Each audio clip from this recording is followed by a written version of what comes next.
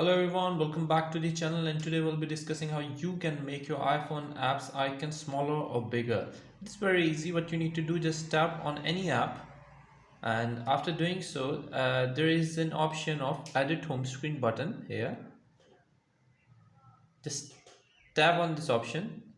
After doing so, all of your apps will started to wiggling. What you need to see is there is an edit option in the top above corner. Just tap on it. After doing, there will be three options will be shown: add widget, customize, and edit pages. What you need to do is just tap on customize.